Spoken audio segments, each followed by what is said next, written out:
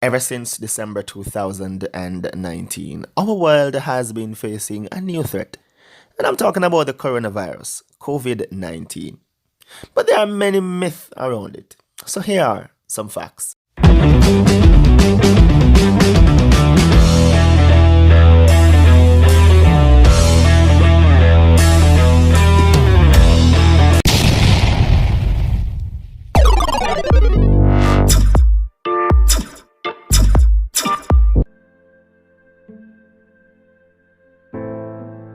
The coronavirus is a family of viruses that can cause such mild things as a common cold, all the way up to SARS, which is severe acute respiratory syndromes, or MERS. And these are some really bad pneumonia.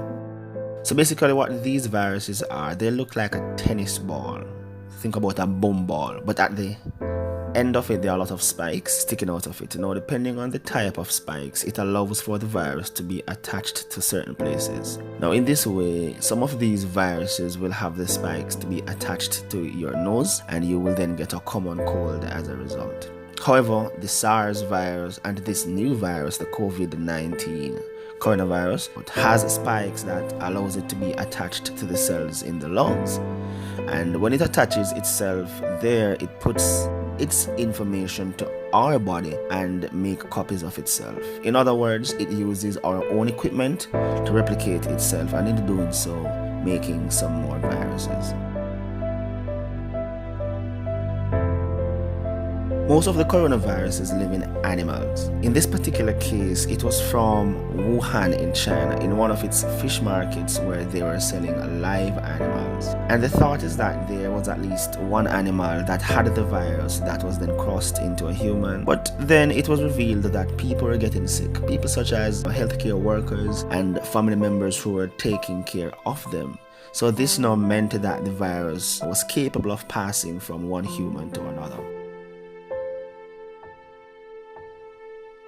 Now, just like all viruses, it needs to be able to reach a particular target. In this case, it needs to reach your lungs. And it has to get there with your help. Remember, this virus has no wings nor feet, so it needs to be moved there by us. This is why you keep hearing to not hang around people who are sneezing, and the main reason for that is because we are able to breathe in whatever they have sneezed out. Another caution we get is to not touch our face, as that is how the virus gets in our nose. Now, the face masks are very helpful, but really not necessary because they are mostly leaky. So the ones that are available for us to buy will basically have pockets at the sides so the virus can get in. What the face masks really do is to prevent us from touching our face. Also, if you are sick, the doctors will tend to mask you so that you will not be spewing out the viruses to other people who may have to be around you. Now, the true masks are the N95, which are sealed around the edges, and these are worn usually by doctors who are in most cases caring for patients.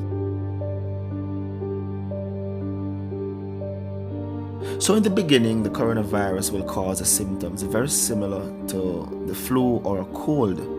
So most people will just get the stuffy nose and those things, but you must understand that as soon as that virus starts reproducing in your lung cells, they are reproducing multiple copies of the virus, and this will result in the killing of the lung cells, which means that you will not be able to exchange oxygen efficiently. This is why one of the earliest symptoms will be that people will get very short of breath and tend to have an extremely difficult time breathing, and that's mainly why they end up in a hospital.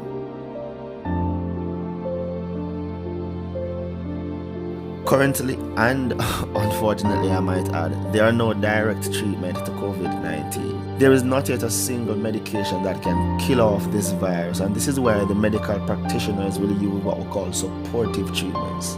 If a patient cannot breathe, the doctors will give them oxygen to help them breathe.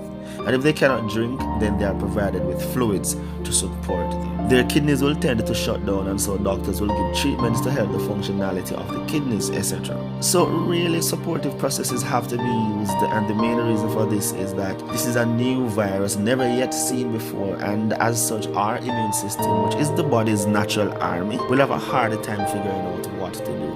Usually we would make something called antibodies, and these are made inside our bodies. But these are things that the body produces that can grab onto the spikes we see on the virus, and it will then get rid of that virus for us. This way we are brought back to good health. This also means that the elderly and young children are our most vulnerable, as their immune systems are either not so good, not yet well developed, so they may not make these antibodies, and as such they are unable to defend themselves.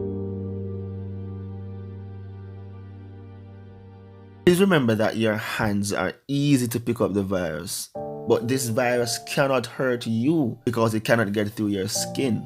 However, the moment you bring your hand into your face, you then introduce that virus to where it wants to go. So please, I'm begging, please do not touch your face if you can avoid it. And this is somewhat tricky because it needs a particular honesty on your part. So let's say that you have been on a plane, or you believe that you may have bumped into someone who has had the virus. What should you do?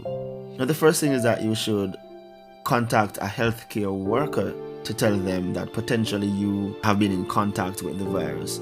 If you have any other symptoms and you are going to a health facility, you should really call ahead, whether it's the doctor, the paramedic, or the hospital directly, and just mention, for example, that you were on a flight, etc.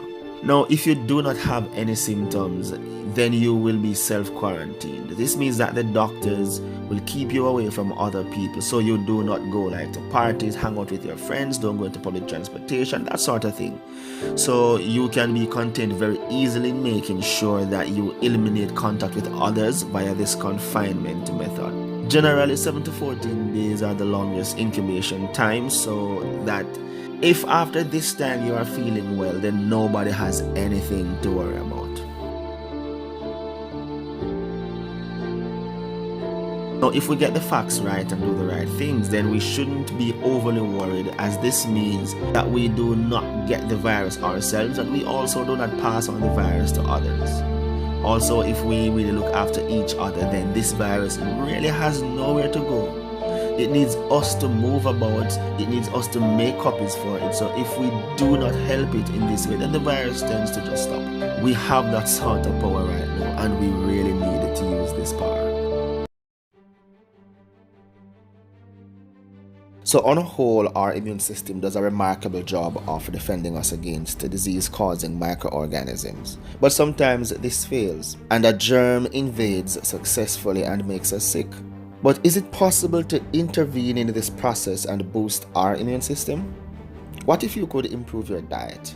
What if you could take certain vitamins or herbal preparations? What if you could make lifestyle changes in the hope of producing a near perfect immune system? Would you do it? So your very first line of defense is to choose a healthy lifestyle. You should follow general good health guidelines in the single best step you can take toward naturally keeping your immune system strong and healthy. Now, every part of our bodies, including our immune system, functions better when protected from environmental assaults and bolstered by healthy living strategies. And some of these are: 1. Don't smoke. Yeah, I know some people can't do without a smoke, but don't smoke, or minimize the number of cigarettes or whatever you smoke on a daily basis. 2. Eat a diet that is rich in fruits and vegetables. 3. Exercise regularly. 4. Maintain a healthy weight. Next, if you drink alcohol, drink only in moderation. I would say drink no alcohol, but who am I talking to? Drink in moderation. Next one that a lot of people do not do: get enough sleep. Also, take steps to avoid infection. And these can be done by: 1. Washing your hands frequently and cooking meats thoroughly. I know people like, rare and medium rare. It's raw meat. Cook the meat. Why? Because when not enough heat is applied, there are some bacteria. And of course, if heat is going to be killing some of these, pathogens, the ones that are not destroyed are going to be the strongest pathogens. So if we want to eliminate them, then we should cook our meats. And lastly, trying to minimize stress. So those things that actively stress you out, I mean, if you can eliminate them or minimize them or find better ways of dealing with them, do so. I mean, your health is important. and we give a lot of space and credence to these pathogens when our immune system is weakened, and our immune system is weakened by a host of factors, and stress being actively applied to you is one of those factors. In the next video, I'll be sharing with you some foods that you could eat to boost your immune system. And yes, boosting our immune system is one of the best ways that we could use to combat against COVID-19. And if you indeed like this video and the information presented from Infopedia and the Health and Education Department at Clayfed, I'm going to be asking that you please subscribe to the channel, smash that like button. I'm going to be asking also that you share with your friends, and we are looking forward to see you in the next video. From all of us here at Infopedia and the Clayfed Health and Education Department, I'm D.I. Asai Freckleton.